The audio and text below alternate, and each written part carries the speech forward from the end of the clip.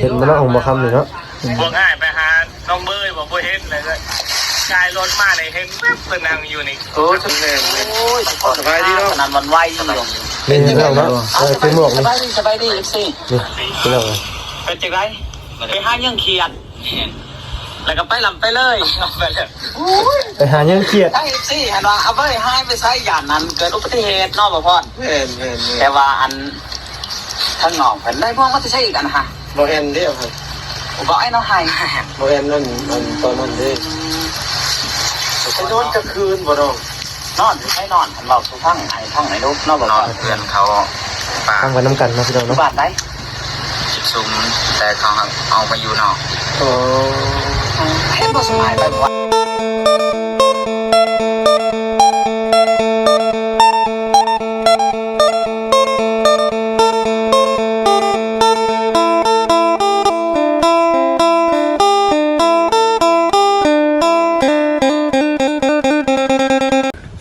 โดยพี่น้องเนาะ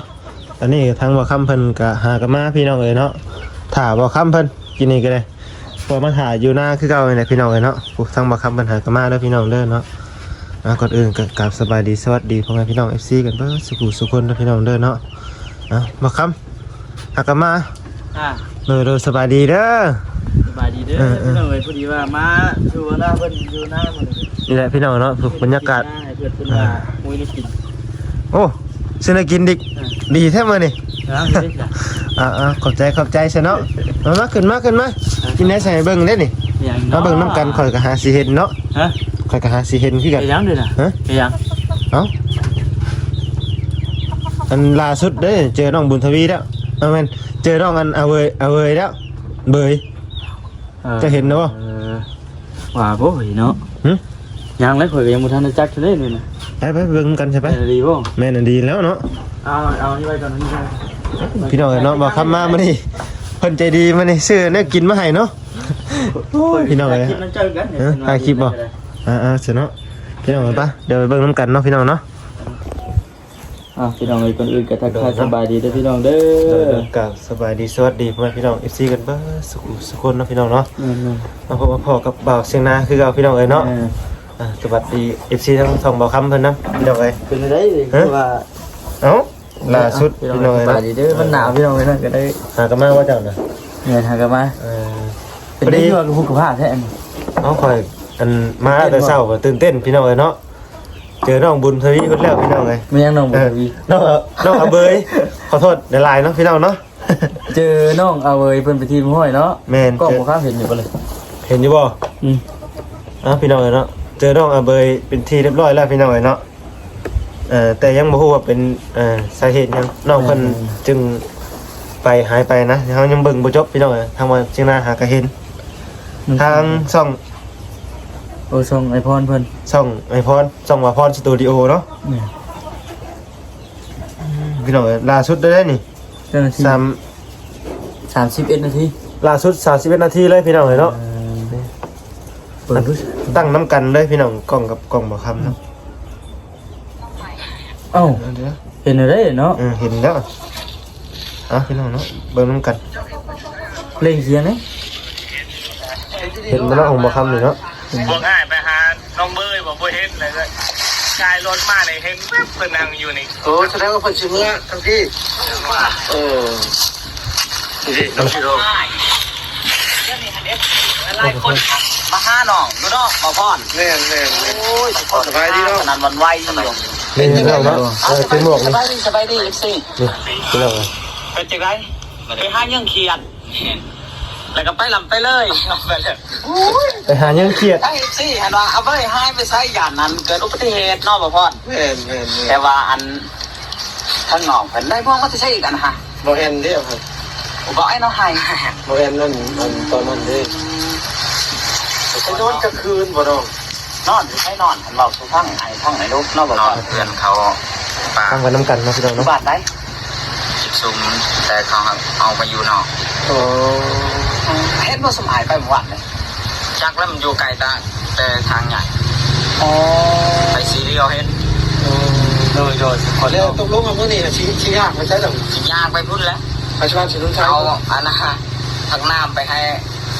ลุงโจ้ยกาทาเห็นไหมโอ้เอาพังน้ำไปให้ลุงโจ้ยป่ะ โอ้เล่นไปเล่นโจยพุ่น แต่มันนี่ ตะกี้ผมก็ บอแล้วไม่ได้สร้างเอาไปให้เราอ๋ออยากเอาพังน้ำไปให้ลุงโจ้ยนี่แม่จำพ่อนี่แม่อ๋อก่อน อย่างว่าบ้านไหนเนาะ บ้านในมาใกล้ๆ135ทุกคนเพิ่นก็เอาผักน้ำมาให้ลุง พัก โจ้ย น้ำจะเอาพักน้ำ ทางน้ำครับทางน้ แต่ไม่ได้กินผักลวกอย่างเดียว หนาวน้ำปลาน้ำยังอะไรพี่น้องเลยนะ อ๋อทุกคนอันคือเขานำทำป้าก็น้องกินแล้วทุกคนเนาะ คิดว่านอนอยู่ในป่าผมไม่เห็นเนาะ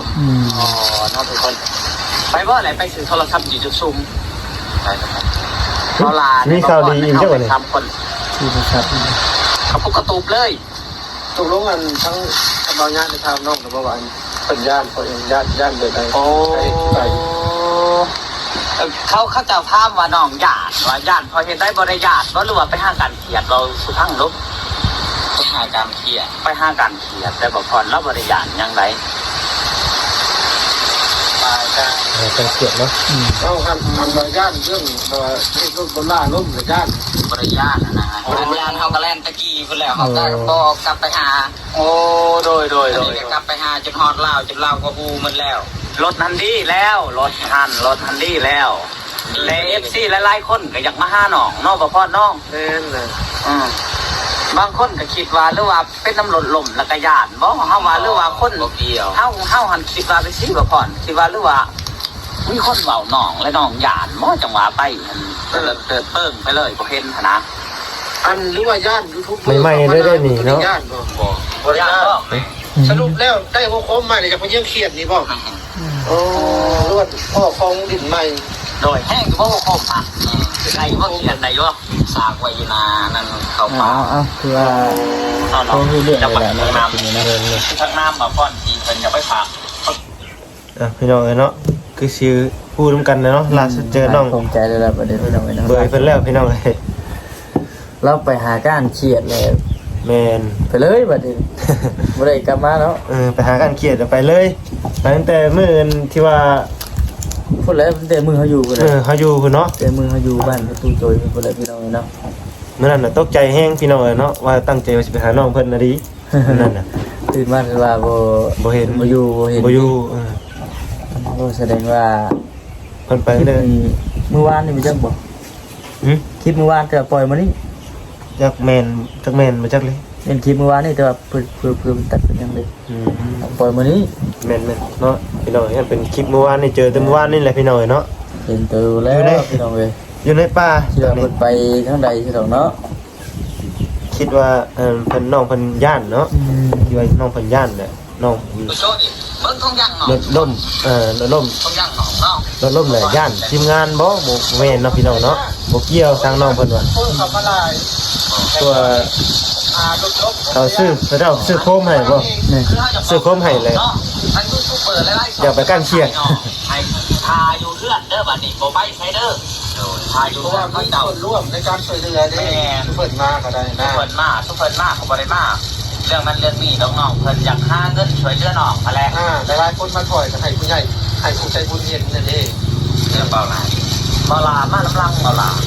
เพราะว่าที่วันพากันไปคุณต้องบอกยาเนาะพอดีมาเห็นเพื่อน แม่ ใช่เขาถึงบอก ว่าสินำไปเพื่อนน้องได้ก็เลย น้ำหาน้ำปลาน้ำร้อนไปพี่น้องเอ้ยเนาะ นี่พี่น้องเนาะทีมงานก็อยากช่วยเหลืออยู่ว่าเนาะสิทีมทางน้องเพิ่นดอกเนาะพี่น้องเนาะเป็นหยังคือว่า FC หลายท่านมันก็เม่นเข้ามาเด้เป็นหยังคือบ่ไปหาน้องเพิ่นทีมงานบอกทีมงานเนาะพี่น้องเนาะก็อยากช่วยเหลืออยู่เนาะ ยังทันได้ แม่ ไปพี่น้องเนาะแต่ แม่น เขากับผู้ว่างานใดนะสิได้ แม่น ไปนี่กับบ่แน่บ่นอนนี่จังได๋เนาะเห็นขึ้นจังว่าเห็นหน้ากันจังว่าไปนะพี่น้องขึ้นพูดจังว่าไป ดีใจเนาะเพิ่นนี่ดีใจพี่น้องเอ้ยเนาะที่เห็นน้องเพิ่นแล้ว แม่แต่ก็ยังคงใจยังนึง ผมจะยังมันนี่ ฮะอันเฮาสิไปมื้อนี้เลยนี่ เอ้ย เอ้ามันเรื่องรถบ่จิตเพิ่นน่ะเด้ ไปเว้าเรื่องรถ พี่น้องเอ้ยเนาะ เหตุเมื่อวานนี่แหละพี่น้องเอ้ยเนาะว่าสิตกลงกันอะไรจากที่เฮาได้อบรมกันแล้วก็ ถามเบิ่งเครื่องอะไรมันแล้วก็ฮู้ราคาแล้วก็มื้อนี้น่ะแม่นไปพ้อกันกับผู้ที่ว่าเพิ่น แม่นๆส่วนแล้วนี้ เสียชนนะพี่น้องเนาะ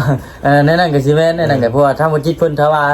บ่จิตเพิ่นบ่ไล่เนี่ยแม่นโอ้ยไปเลยพี่น้องเนาะมาทันเนี่ยเจ้าเห็นอยู่บ่กี่ เห็นอยู่พี่น้องเนาะเมื่อวานนี่ มาไล่ทันอยู่ทางเข้า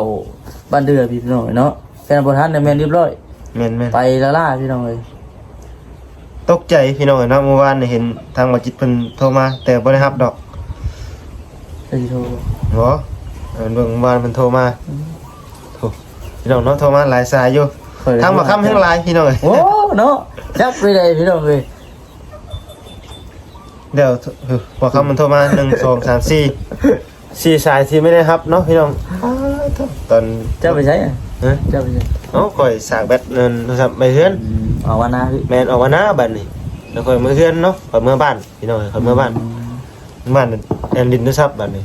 เห็นเจ้าโทรมาก็แปลกแท้นี่ว่ามันยังเด้พี่น้องบัดนี้เห็นโทรมาหลายสายแปลกแท้ว่ะเลยเอาทางแต่บ่โทรเนาะเซตถาม ยังเช็ดถามอยู่เลยเนาะโอ้ย เอ้าก็บ่คิดว่าสิร้ายแรงปานนั้นพี่น้องเนาะ หักโชคดีย่างก็คือ โชคดี บ่ได้เป็นหยัง แม่น ก็เป็นหยังแต่ว่าเรื่องรถนี่ คิดว่ามี หนักอยู่ เบียกมีของให้มีของขวัญให้ ครับ บ่คำโทรมาย้ำดีว่ะ พอละคิดนั่นได้บ่คำไหม นั่นแหละจะว่าแล้วก็คือมื้อนี้เนี่ยแม่นไปสรุปเบิ่งพี่น้องเนาะว่า แม่น เบิดเท่าไหร่ มื้อนี้สิไปเพิ่นแหละพี่น้องเนาะทางบ่จิตเพิ่นนั่นเพิ่นเนาะ แม่ อบรมบ่จิตเกิดอุบัติเหตุเด้เมื่อวานพี่น้องFC หลายท่านคือสิฮู้อยู่ ที่นี่เนาะ ผู้อันที่เพิ่นนะเพิ่น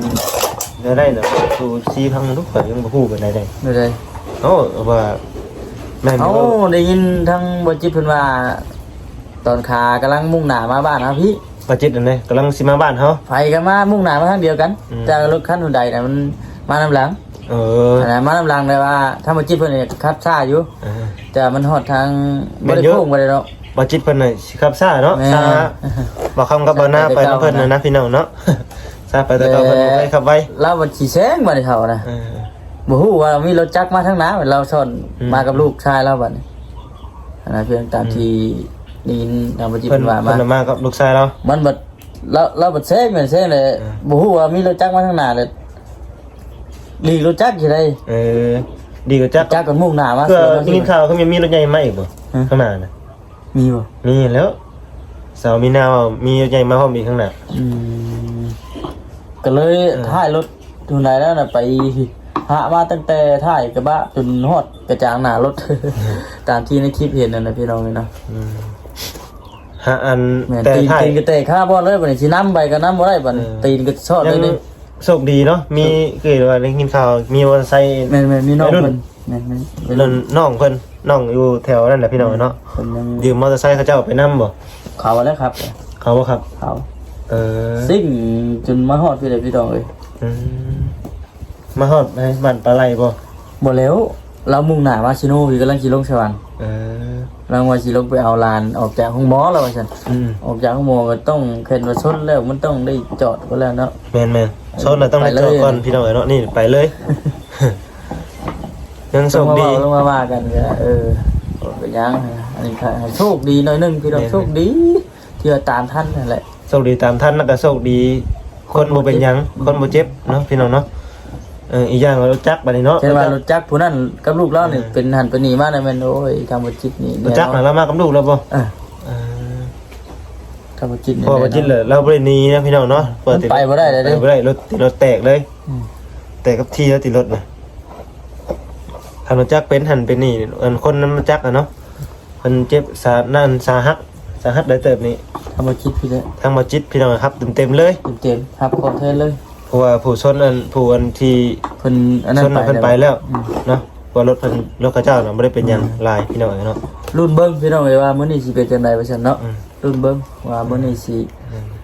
เป็นจังได๋ทางเฮาแล้วก็ทีมงานสิพากันอัปเดตเบิ่ง แม่น ทุกขั้นทุกตอนให้กับ FC ได้ฮู้ร่วมกันนั่นแหละพี่น้องเนาะ แม่นๆ ว่าเพิ่นสิเป็นจังได๋จาก นั่นแหละ ที่ จบจากคลิปนี้ก็มีแต่เฮาสิเข้าไปสู่บ่จิตบ่ โอ้ อ้ยบ่จิตพอจิไปนำบ่เซน โอ้แล้วสิออกไป แล้วเฮาขี่จักรเลยไปหาดนั่นเลยนั่นแหละพี่น้องคลิปนี้ก็มาอบรมกันทั้งสองเรื่องเลยทั้งเงินน้องอย่างน้องอาเวยเพิ่นก็เห็นโตแล้วพี่น้อง น้องเอาเว้ยน้องเบยเนาะ กลับมาอยู่บ้านอยู่เพื่อนบัดนี้ แม่น เป็นว่าทีมงานไปหาถ่ายคลิปกับสิโพ คือว่าให้มาถ่ายอยู่เพื่อนบ่เนาะให้น้องเบยมาถ่ายอยู่เพื่อน แม่น คือว่าได้ยินว่าสิมีข่าวดีได้น้องเบยเนาะ ว่าทางทีมงานสิพาไปซื้อโทรศัพท์ อืม แล้วก็สิบุกกระต๊อบให้พี่น้องเอ้ยเนาะดีใจน้ำน้องเพิ่นหลายๆเนาะ แม่น ดีใจน้ำน้องเพิ่นอยู่พี่น้องเอ้ย นั่นแหละมีโอกาสเนาะ แม่น มีโอกาสแต่ว่าบ่ฮู้ว่าสิขึ้นยามใดยังบ่ฮู้พี่น้องมีโอกาสถ้าว่าได้ขึ้นก็อาจสิเข้าไปหาเดี๋ยวเข้าไปเยี่ยมไปยามเพิ่น คือสิรนอยู่ปกติเฮาก็สิขึ้นไปกับเป่าจิตเด้อเพราะว่าจิตมันเกิดอุบัติเหตุ บ่ฮู้ว่าสิยังนี่ยังบ่รับประกันเด้อพี่น้องเอ้ยเนาะ แม่น จังหวะ ๆก็ จังหวะ ติดตามเบิ่งตามช่อง YouTube หลายๆช่องนั่นแหละพี่น้องเอ้ยเนาะ แม่น ผู้ทางอ้ายเพิ่นขึ้นไปเนาะทีมงานอ้ายเพิ่นขึ้นไป ทางเบาหละแล้วก็เบาสัญญา แม่นคือตอนนี้ยังเกิด อ่า เรื่องฮ้อนๆอยู่เฮาก็ยังบ่พาไปทางใดดอกพี่น้องเอ้ย แม่นๆเดี๋ยวเพิ่นอาจจะอัปเดตทางบ่จิตเพิ่นเนาะแล้วเรียกบ่จิตเพิ่นแหละ แม่น ตอนนี้ยังของใจอยู่พี่น้อยเนาะ แม่ จะกินข้าวแล้วบ่ กินแล้วขอกินอะไรแล้ว ยังบ่กินข้าว แล้ว ข้าวมากินกันเด้อซะ ขอเช้า พี่น้องข้าวเช้า มื้อนี้ไผอยู่หน้าบ่มื้อ ข้าวไว้หนึ่งเด้อเล่นๆเด้อพี่น้องข้าวเย็นมื้อแรกแล้วได้ดีไก่ นี่ แล้วกัน มื้อนี้ไผอยู่เต็มสิเป็นมื้อดีวะ มื้อนี้ดีเด้อผมนะ ทั้งดีทั้งบุญดี แม่ บุญ ในบ้านเลย เชื่อบ้านใหญ่เลยเนาะชาว บ้านใหญ่มีทั้ง ขอยางนี่กูก่อน เห็นบ่มีทั้งบุญทั้งมีทั้งคนดี เป็นบ้าน พี่ ให น้ ญ่ องเนาะ มันหลายคนหลายแบบหลายแนว คน คิ คิ ด ด ดี ดี จังใดก็เฮ็ด คนคิดดีไกล มันบ่มีอันติ่งจาม ข้าวเย็นดิพี่น้องเนาะ กินเลยเขากินนะเห็นบ่ อุ่นอยู่เนาะ อุ่นอยู่เฮิงเลยเด้ ตัวเต็มว่าเนาะคนขังมาหันเนาะได้อุ่นพี่น้องเนาะมากินข้าวน้ำกันเด้อพี่น้องเด้อเนาะ บ่ครับมันกินแล้วบ่ครับ กินแล้วเขา โอ กิน เค เลย ขอเสิร์ฟไปแก้ใส่ก่อนนะ กินแล้วก็มาพี่น้องเนาะ แก้หรอใส่โต๊ะเลยพี่น้องนะเด็กมาที่ ทางบอลเชนาเพิ่นที่ชาวจีนามอินแล้วจะได้พากันไปว่านี่ก็ยังตกใจอยู่คอยกำลังต่อข้อมั่วอยู่ วันนะเจ้าคันเมื่อเลย โอ้ยข่อยเมื่อแล้ว เอาต้องขอโทษหาเจ้าอยู่ใส่ตัวโทรมา ตัวไหน โทรมาเจ้าว่าวางมันใช่แต่มาเลยแม่มาจิตเกิดอุบัติเหตุนะขอโท ข่อ ษ ยกำลังขับรถไปแล้วอยู่บ้านอยู่เรื่องนี่นี่ เจ้าเลยบ่ โทษอะไรเถื่อโอ้ยเลยฉัน โอ้สับไปดิเนาะพี่น้องแบดเบิร์ดสาวสับไปเพื่อนบ้านเลย ตอนข่อยขับรถอะไรแม่นบ่ บ่ตอนนั้นมานานแล้ว มานานแล้วแม่นข่อยฮอดแล้วน่ะฮอดแล้วเจ้าโทรไปน่ะ จะพอได้ ฮอดแล้วน่ะ ถ่ายคลิปบ่ ราคาคิดอยู่ตกใจเลยเนาะตกชันที่เราผมเคย ขอบใจเลย นี่เนี่ยนอกจากที่ว่าเขาก็เคยเห็นแต่คนอื่นเนาะ บ่เคยพ่อนะครับ เนี่ยเคยฟังคนเจ้าของพี่น้องโอ้จังหนาวเท่บ่มื้อนี้ก็ได้จังได๋เวลาเฮา หามือมันจะหน่อยก่อน ง่ายกันบ่3 มื้อนี่พี่น้องยังลมอู้อยู่ อยู่นาก็พี่น้องเนาะเป็นนาว่าเชียงรายเนี่ยพี่น้องเนาะเพราะว่ามาถามว่าคำแต่ ช่วงนี้กี่จากฮุกแน่ช่วงนี้พี่น้องเพิ่นกำลังปรับปรุงเอาใส่ผ้า แม่นๆดื่มให้ FC เบิ่งเนาะ แล้วปรับปรุงแล้วมันอยากฮกเนี่ยครับเก็บเครื่องเก็บของเอาไว้นี่ ลองปรับปรุงได้พี่น้องได้เก็บเครื่องของไว้นี่ เวลายามฝ่ายฝนมัน เดี๋ยวจะหน่อยสิพา FC เลาะเบิ่งเนาะลองปรับปรุง เปียกเนี่ย แล้วมันน่ากินข้าวบางจังถ้ากินข้าวเช้าเป็นชั่วโมงนึง คืนนี้เจ้าบัวจิตเพิ่นนอนรับอยู่บ่คือจังลำมาลำแล้วเนาะเมื่อไฟเนาะแห้งบอกแห้งหนาวพี่น้องเลยเบิกบอกคำก่อนจะพักเดินจาก ได้บ่ ไปบอกคำจบกันเด้อ โอเคสบายดีเด้อบ่ทันเด้อ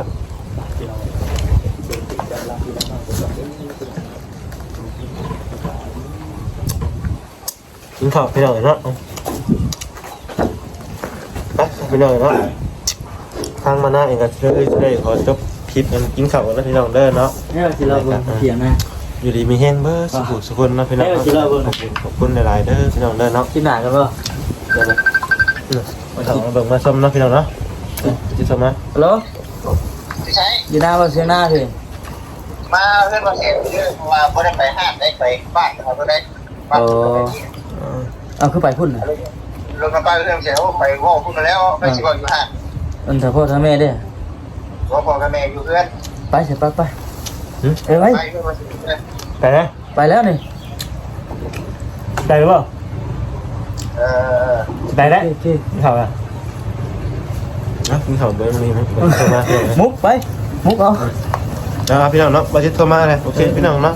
สิรักพี่เดินนำก่อนเนาะพี่น้องเดินเนาะ เอ้าเนื้ออยู่เลย สบายดี โอ้ยเชียว โ